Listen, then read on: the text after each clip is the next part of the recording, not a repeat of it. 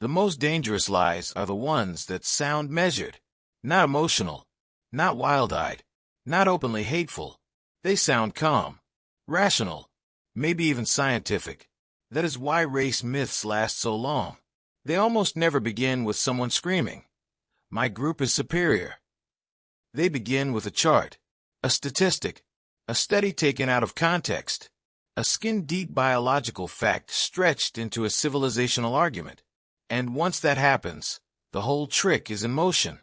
A difference becomes a pattern becomes a story becomes a hierarchy, and a hierarchy becomes an excuse. That is the part people miss. Because race myths are rarely just about biology. They are about power, about who gets to feel naturally chosen, who gets to feel modern, who gets to feel civilized, who gets to feel like history itself was proof that their bodies, their blood, and their descendants were somehow built on a higher setting. And that story has been sold for centuries. The strange part is not that people once believed it. The strange part is how often they still do. Because even now, in an age of genomics, people keep trying to turn broad racial labels into biological rankings. They keep trying to prove that one group is more beautiful, more intelligent, more disciplined, more athletic, more civilized, or more advanced than another. But major genetics organizations have spent years warning that race is not a reliable biological ranking system. The NHGRI says race and ethnicity are social constructs, not valid or reliable proxies for genetic ancestry. And the American Association of Biological Anthropologists states plainly that race does not accurately represent patterns of human biological diversity. That matters because it cuts right into the center of the myth. If race is not a clean biological ladder, then all the chest-thumping about better genes starts collapsing immediately. Not because human populations are identical. They are not. People do differ. Populations differ in trait frequencies.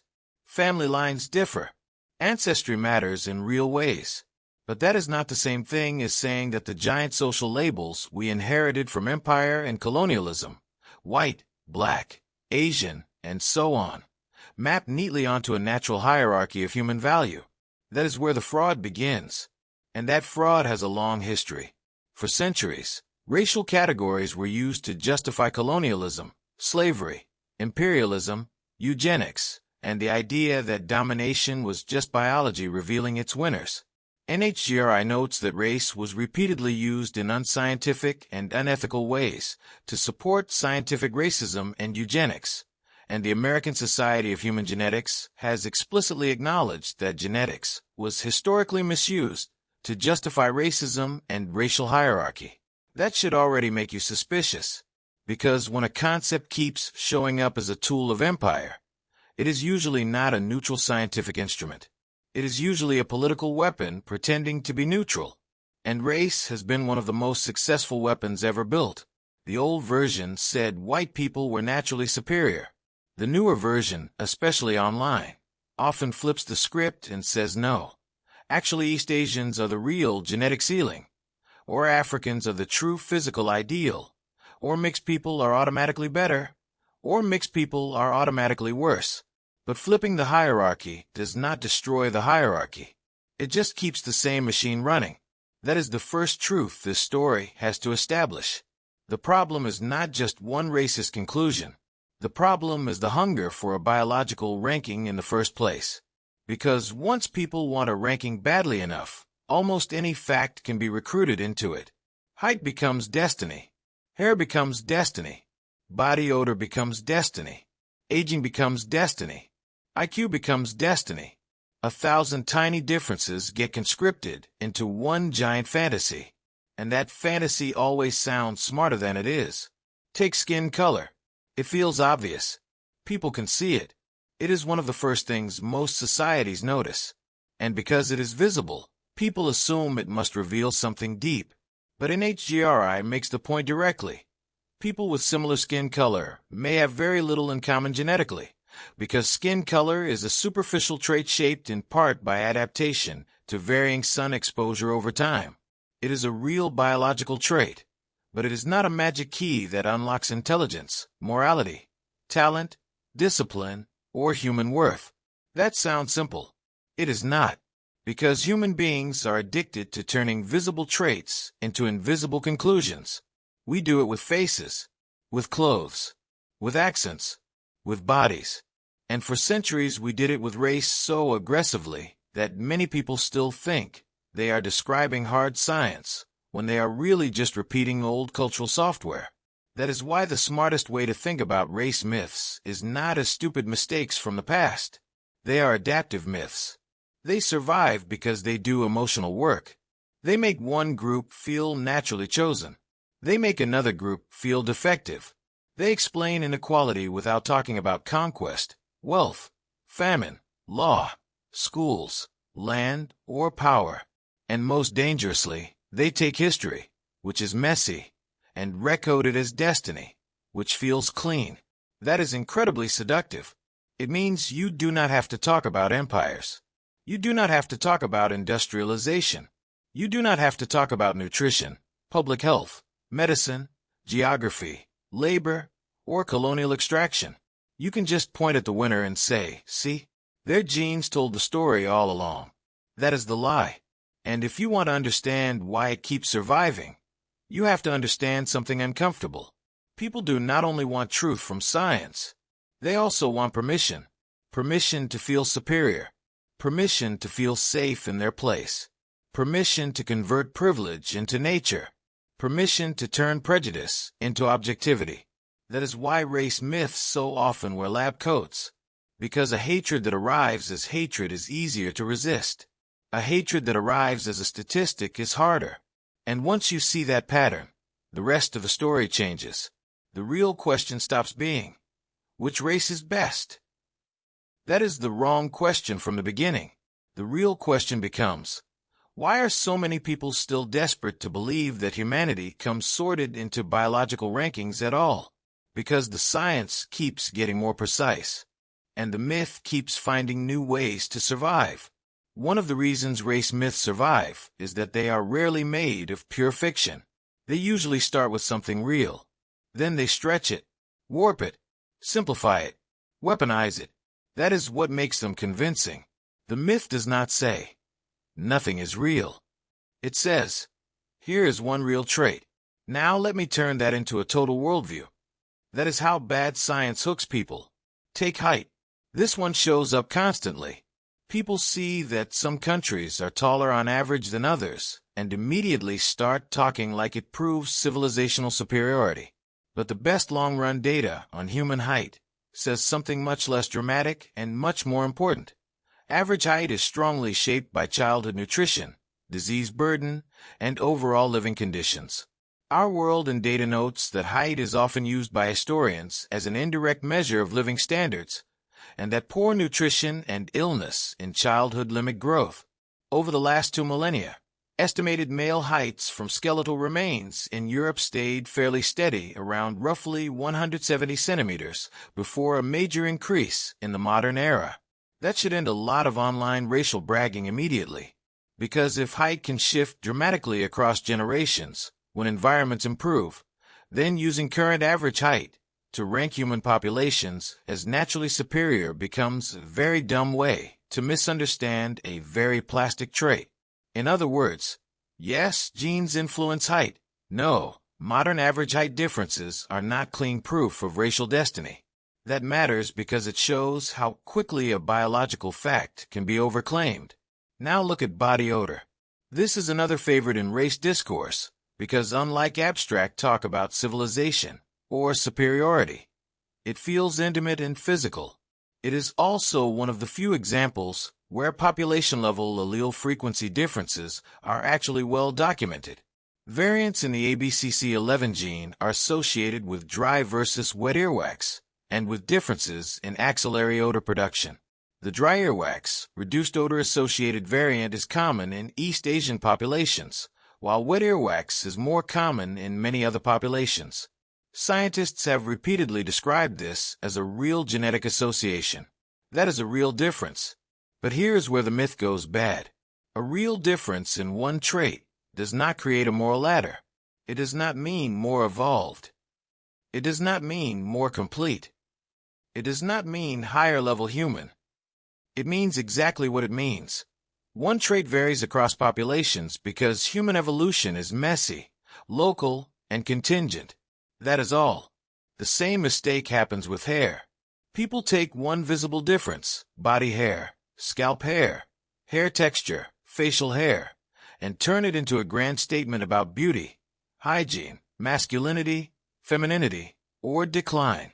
But visible traits are often just exactly that, visible traits. They may reflect selection pressures, drift, ancestry, hormones, or random historical processes. They are not a scoreboard for civilization. And this is where race myths become almost cartoonishly dishonest. Because they always want two things at once. They want to treat traits as biologically deep when those traits flatter the story. And they want to treat traits as biologically irrelevant when those same traits complicate the story. That is not science. That is cherry-picking with a costume on. The same thing happens with aging and appearance. People love saying one population ages badly, or another population ages slowly.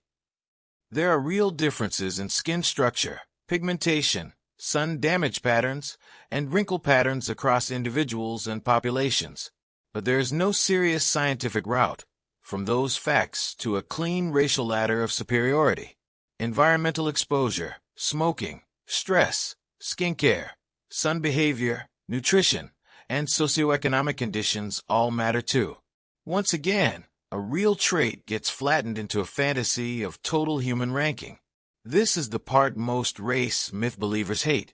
The world is not simple enough for the ranking they want. Human biology has population structure. It has ancestry. It has local adaptation. It has different frequencies of different variants. But those facts do not sort cleanly into better and worse.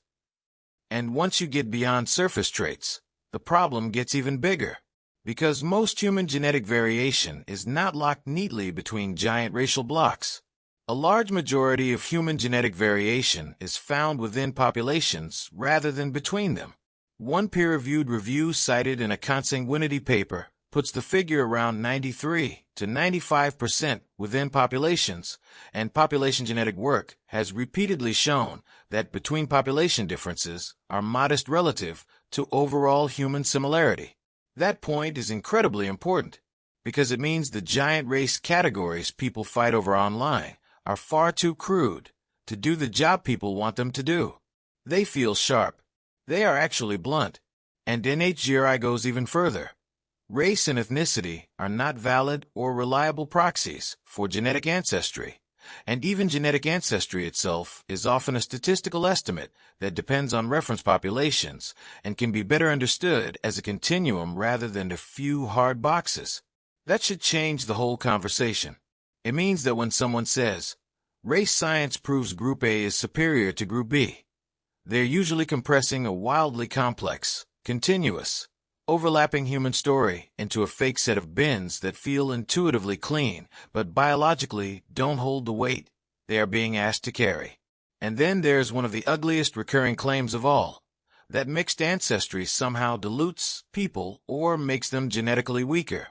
This idea sounds scientific to people who already believe in purity myths. But genetics is actually much more concerned about the risks of close relatedness than about the alleged danger of human mixture across broad social groups.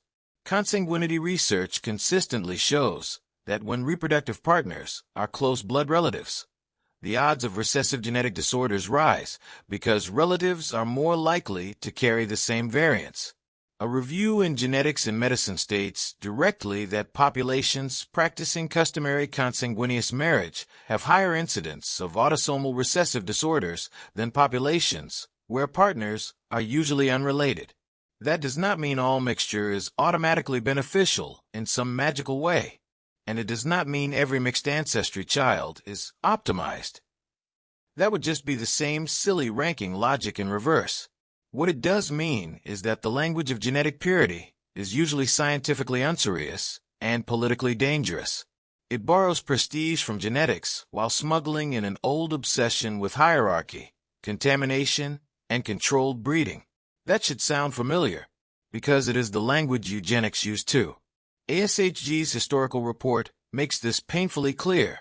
Genetics and heredity were repeatedly twisted into support for eugenic ideas about fitness, undesirability, and racial hierarchy, with horrific real-world consequences. And once you understand that history, a lot of modern online discourse starts looking less edgy and more recycled, not bold, not truth-telling, not red-pilled, just recycled. The same structure, the same fantasy of natural rank, the same desire to turn social outcomes into biological destiny, the same hunger to imagine that some people were always supposed to be on top. Which brings us to the most emotionally charged claim of all: intelligence. Because once race myths get to intelligence, they stop being about cosmetics and start aiming at the soul of a civilization. Nothing makes race myths feel more legitimate than numbers. And nothing makes numbers more dangerous than when people stop asking what they actually mean. That is why IQ, test scores, brain size, and genetic intelligence claims have been such durable tools in race mythology. They sound objective, measured, clinical, hard to argue with. But this is exactly where people most often confuse measurement with explanation. The existence of group differences on some test does not automatically tell you why those differences exist. And it definitely does not justify turning broad racial categories into inherited rankings of human worth. The American Psychological Association's Task Force on Intelligence made that point in unusually blunt language. Reviewing racial group differences in IQ scores, the APA stated there was certainly no empirical support for a genetic interpretation of the black-white differential, and that no one knows what causes the differential. The same report also emphasized that standardized tests do not capture all forms of intelligence, and that intelligence research remains full of unresolved questions. That is not how race IQ discourse is usually presented online. Online, it is sold like closure, like someone finally found the hidden code to history.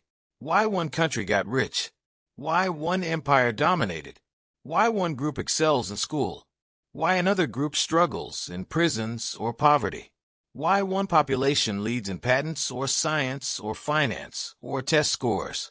The fantasy is irresistible because it promises one clean answer to a messy world. But clean answers are often the first sign you are being conned. Even the APA report, which was written specifically to bring some discipline into a politicized debate, ended by stressing how much remains unknown and how out of place overconfident conclusions really are. That should humble people. Instead, many of them become even louder. Why? Because race mythology is rarely about curiosity. It is about emotional need. If you already believe your group is superior, intelligence discourse gives you a flattering number. If you already believe your group is unfairly underestimated, intelligence discourse gives you a counter number. If you already resent another group's success, intelligence discourse gives you a way to pathologize it. If you already resent another group's power, intelligence discourse gives you a way to morally downgrade it. Again, the science becomes costume. And this is where the story comes full circle. Because once race myths start pretending to be science, the actual scientific details almost stop mattering. What matters is the permission structure. Can I use this study, this chart, this gene, this score, this trait, to feel that hierarchy is natural? That is the real desire, and it is why the myths survive correction. People do not only defend them because they misunderstand the science. They defend them because the myths help them process humiliation, resentment, insecurity, or status anxiety. That is why a person who hates being told white superiority was propaganda can slide straight into East Asian superiority, or black physical superiority, or mixed race superiority, or purity discourse, or anti-mixing discourse. Different costumes, same addiction. The addiction is hierarchy. And once you see that, you can finally see what the real scientific position actually looks like. It is not that all people are biologically identical. That would be false. It is not that ancestry does not matter. It does. It is not that population genetics is fake. It isn't. The real position is harder, subtler, and much less emotionally satisfying. Human populations do show patterns of ancestry and trait variation. But race, as most people use it, is too crude, too historical, too political, and too biologically sloppy to serve as a clean ranking of human worth, intelligence, beauty, or destiny. That is why NHGRI keeps warning researchers not to use race as a stand-in for biology, when what they really mean is ancestry, environment, exposure, history, or social conditions. It hides the actual variables doing the work. And that last part may be the most important of all, because race myths survive by hiding variables. If height rises, they call it genes instead of nutrition, public health, and disease burden. If one population has a different odor trait, they call it superiority instead of one allele frequency difference. If test scores differ, they call it destiny instead of saying, "We do not know," which is often the more honest answer. If social gaps persist, they call it nature instead of talking about wealth, empire, schooling, violence, segregation, and policy. That is why race mythology is so resilient. It simplifies history. And people love simplified history because it protects the ego. If your group won, the myth says your genes earned it. If your group lost, the myth says your genes betrayed you. If your group is anxious, the myth offers pride. If your group is resentful, the myth offers blame. Science, by contrast, is much more annoying. Science says, slow down. Measure carefully. Traits are specific. Populations overlap. Social labels are messy. History matters. Environment matters. Nutrition matters. Disease matters. Politics matters. And most of the time, the story is more complicated than the hierarchy you wanted. That is a less emotionally satisfying story. It is also a much more honest one. And honesty matters here because the stakes are not abstract. Race myths have never stayed inside arguments. They become school policies, marriage taboos, immigration fears, beauty standards, employment discrimination, medical neglect, forced sterilization, colonial confidence, segregation, violence. That is why ASHG and other scientific bodies keep speaking so directly about the misuse of genetics to rank populations. They are not overreacting. They are responding to a long history in which sloppy heredity talk was used to justify real harm. So what do we do with all this? First, we stop pretending that debunking one racial hierarchy automatically kills the craving for hierarchy itself. It doesn't. A person can reject white supremacy and still fall for reverse biological chauvinism. A person can denounce eugenics and still talk like some bloodlines are better. A person can mock racism and still worship certain phenotypes as proof of evolutionary greatness. That is not liberation. That is the same poison with a new label. Second, we get more precise. Instead of saying race when we mean ancestry, say ancestry.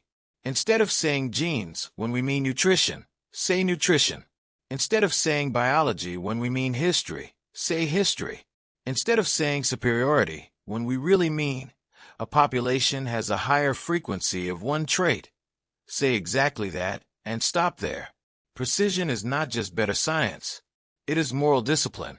It stops us from using one real fact to build a fake ladder. And third, we admit something most people really do not want to admit.